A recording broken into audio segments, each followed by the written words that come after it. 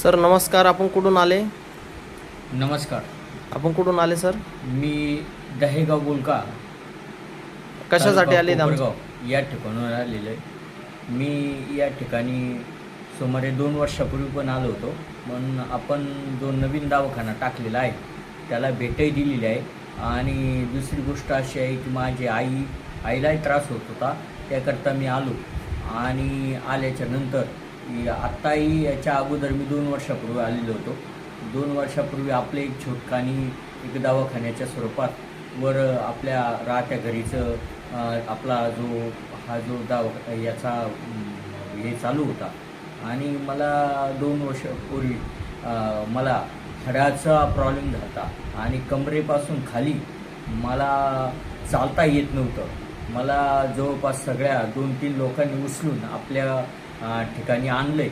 आणि आपण इतकी म्हणजे चांगल्या पद्धतीची ट्रीटमेंट मला दिली की त्यानुसार त्या क्षणी मी पहिल्याच दिवशी आणि स्वतः उचलून नेणारा मनुष्य तिथून मी खाली आलो.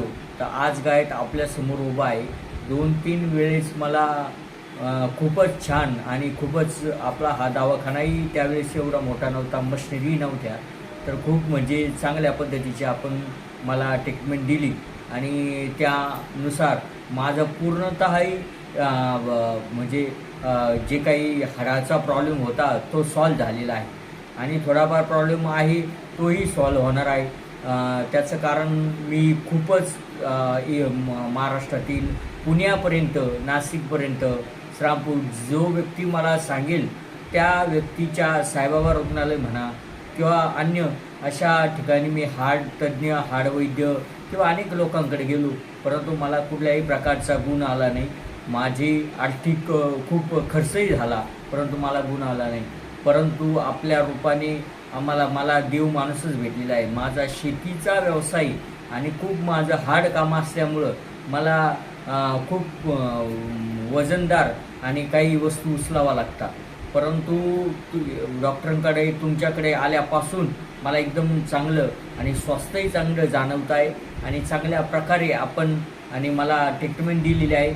आणि माझं या महाराष्ट्रातल्या जनतेला किंवा माझ्यासारख्या कोणाला हाडाचा काही प्रॉब्लेम असेल, नसाचा काही प्रॉब्लेम असेल तर आपण अवश्य या डॉक्टर साहेबांना आणि भेट द्या.